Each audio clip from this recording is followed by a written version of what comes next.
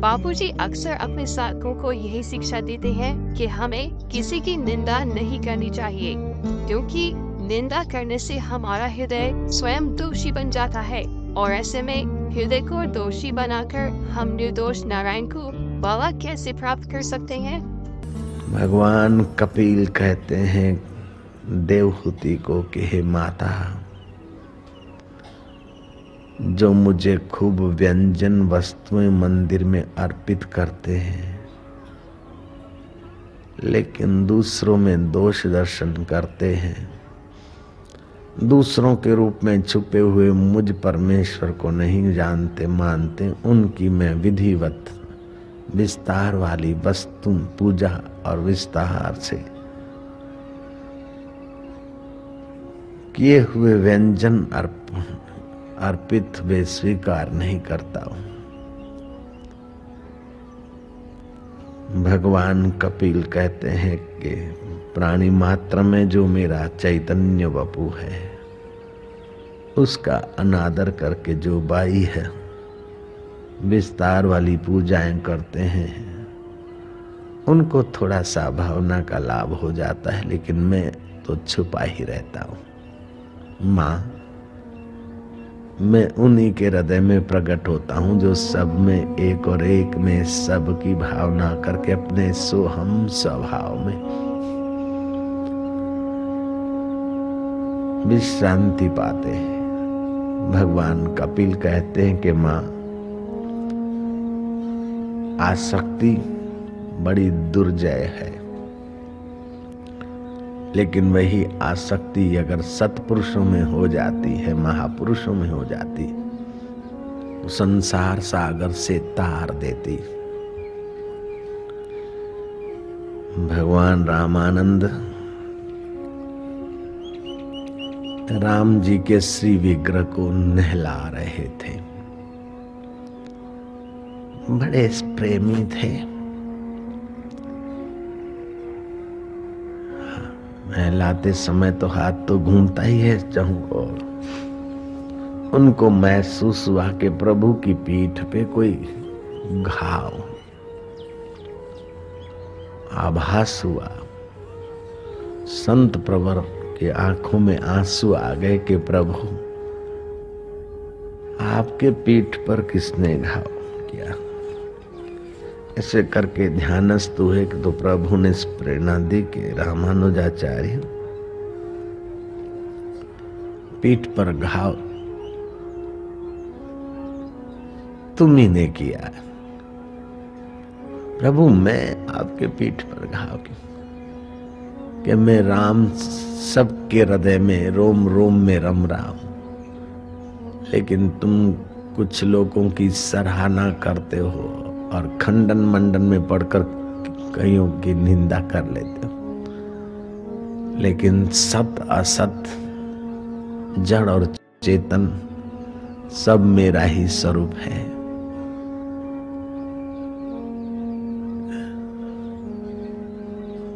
आचार्य श्री की आंखों में प्रेम और पश्चाताप के आंसुओं की धार बही कि अब प्रभु, मैं किसी व्यक्ति, व्यस्त और सिद्धांत का खंडन नहीं करूंगा। सारा आपका ही एक खेल विस्तार है, ऐसे ही जानूंगा। जैसे नास्तिक का, पापी का, दुराचारी का स्पर्श और उसके साथ भोजन करने से स्थूल शरीर के और मन के वाइब्रेशन डाउन होते हैं, ऐसे किसी का निंदा करने से भी मानसिक शांति और मानसिक प्रफुल्लता डाउन होती। जिनकी तुम निंदा करते हो वो तो उस समय क्या पता क्या करते होंगे, लेकिन निंदा करने से तुम्हारे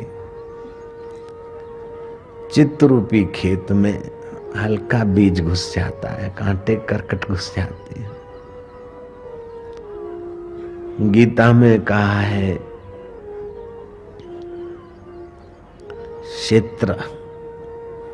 क्षेत्रज्ञ विभाग योग। ये तुम्हारा शरीर और अंतःकरण क्षेत्र है और इसको देखने वाला दृष्टा क्षेत्रज्ञ है। इस शरीर से जो कर्म करते हो या चित्त में जो संस्कार की बुआई करते हो, बड़ी सावधानी से करो। किसी में तुम दोष करते हो, चाहे बहू है या सासू है, तो तुम अपने चित्त को ही मलिन करते हो।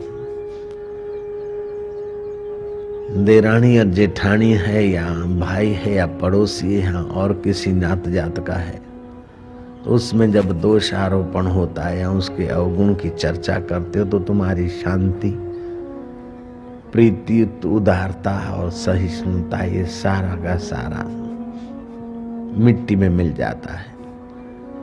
साधक को और चीजों से इतना घाटा नहीं होता है जितना दोष दर्शन से।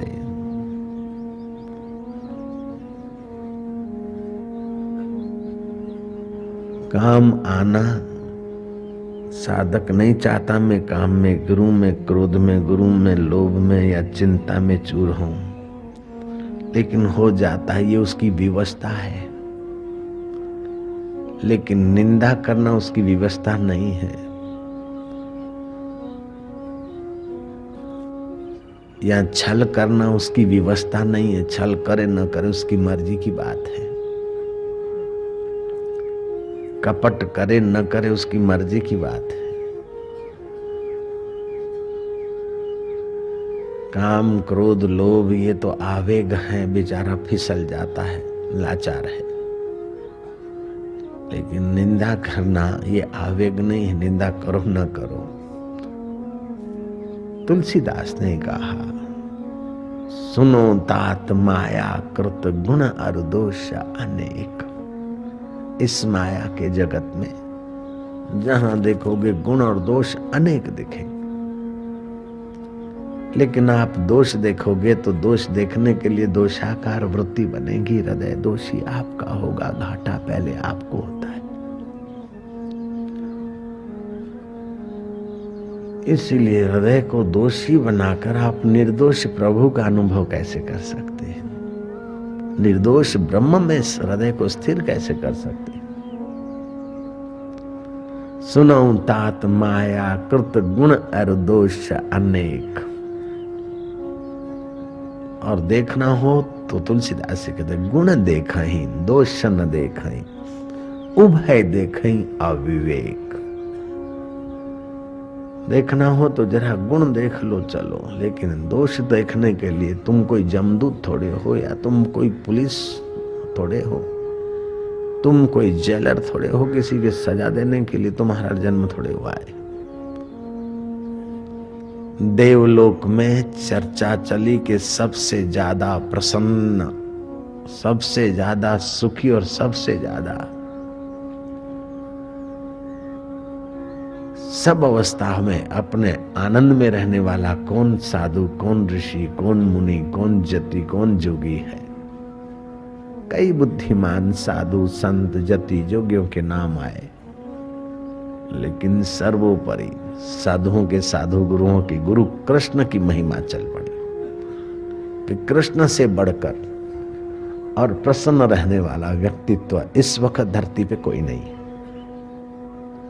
क्या कारण है कि श्री कृष्ण बुरे से बुरी वस्तु, बुरे से बुरी व्यक्ति, बुरे से बुरी परिस्थिति, बुरे से बुरी चीज, बुरे से बुरे प्राणी में भी बुराई नहीं देखते, अच्छाई देखकर अपना हृदय अच्छा रखते, आनंद में रहते।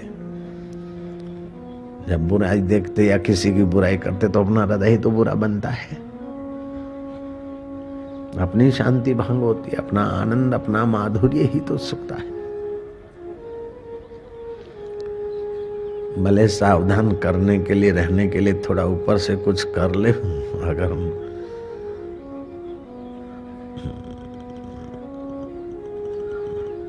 कोई कुटुंब का या कोई समाज का अगुवा है तो, लेकिन राग द्वेष से प्रेरित होकर नहीं, तटस्थ रहे। राम जी ने कहा हनुमान को, तुम लंका जा रहे हो, काम अपना हो लेकिन हित रावण का हो, ऐसा सोचना। पत्नी ले गया है रावण, उसका भी राम जी अहित नहीं चाहते, काज हमारा हितता को। कैसी है आत्मदृष्टि श्री राम की, ऐसे ही श्री कृष्ण की आत्मदृष्टि का वर्णन हुआ स्वर्ग में। श्री कृष्ण ग्वाल मित्रों के साथ जहां से पसार होने वाले हैं देवता, वहां कुत्ते का रूप लाकर उस गली में लेट गया। कुत्ता ऐसा कि पूंछ कटी है, घाव पड़ा है, मक्खियां बिनबिना रही, होठ फटे हैं, आंख फटी। उस कुत्ते को देखकर, दुर्गंध वाले कुत्ते को देखकर कई ग्वाल गोपियां नाक दबोच के निकल रहे हैं। एक ग्वाल ने तो कह ही दिया, कृष्ण ही कितना अभागा प्राणी है, कितना पापी जीव है, शरीर में घाव पड़े और कीड़े खदबदा रहे,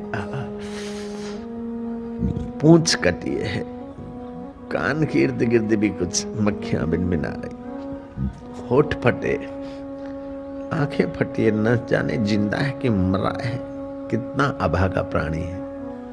कृष्ण कहते कि इतना अभागा प्राणी, अरे ये क्या करता है, उसके दांत चमक रहे, ये उसके पुण्य का फल है, देखकर तू आनंदित रहे, नहीं तो काय को परेशान होता है। तुम अपने हृदय को ये ऐसा है, ये ऐसा है, ये ऐसा है, ये वैसा है, परेशान क्यों होते हो? उसमें भी कहीं तो दांत चमकते हुए होंगे, कहीं तो कुछ होगा। सासू में भी कोई तो गुण होगा, बहू में कोई तो गुण होगा, पड़ोसी में कोई तो गुण होगा। ऐसा कोई मनुष्य नहीं जिसमें कोई गुण नहीं है, ऐसा कोई वनस्पति नहीं जो औषध न हो, और ऐसा कोई शब्द नहीं जो मंत्र न बन सके। लेकिन संयोजक का दुर्लभ, उसका गुण का हिस्सा देखकर संयोजन करके अपना हृदय और व्यवहार महान बनाए, ऐसा कोई दुर्लभ। राम जी को हजार हजार कोई आप शब्द कहता और हजार हजार बुराइयां करता, राम जी अपने दिल में नहीं लेते। लेकिन अच्छी बात कोई राम जी की कोई सेवा करते तो राम जी उसका गुण भूलते नहीं, दोष याद नहीं रखते और गुण भूलते नहीं। वो आदमी बड़ा सफल जीवन जीता है जो सामने वाले के दोष भूल जाता है और अपनी भलाई भूल जाता है। और वे लोग विफल हो जाते हैं जो अपनी भलाई थोड़ी सी करते और डिंग हाँकते और दूसरे की बुराई विस्तार से बकते रहते हैं। वे सासू के साथ रहने के काबिल नहीं होती बहुएं, बहुओं के साथ रहने के काबिल नहीं रहती सासू, भाई के साथ रहने में काबिल नहीं होते भाई, और वे मूर्ख पत्नी के साथ रहने के काबिल नहीं होते हैं, और वे मूर्ख पत्नियां पति के साथ रहने के काबिल नहीं होती। और फिर भटकते रहते हैं, वकीलों के चरण चूमते रहते हैं, डाइवर्स करो या ये करो या वो करो, मैं उसको ठीक करूं, वो उसको ठीक करे, वो उसको, उसका दुश्मन, वो उसका दुश्मन। I sought you sought, who will carry it out. मैं भी रानी तू भी रानी, कौन भरेगा घर का पानी। संवारना है तो अपने दिल को संवार। घाट वाले बाबा के प्रति मेरा बहुत बहुत आदर बढ़ गया। एक कारण, मेरे मित्र संत थे, उम्र में मुझसे बहुत आगे थे। मैं 30-35 साल का हुआ और वे उस समय 70-75 के थे। लेकिन मैं कभी कभार उनकी दाढ़ी में हाथ घुमा देता था मजाक में। बड़े बड़े आदि शंकराचार्य के पद पे हूँ, आदि शंकराचार्य की परंपरा में गादी पे बैठे हुए कई शंकराचार्य भी उनके दर्शन करने गए। घनश्याम बिरलाया और कई MP और कई लोग उनके दीदार करते थे। वो मेरे मित्र संत थे।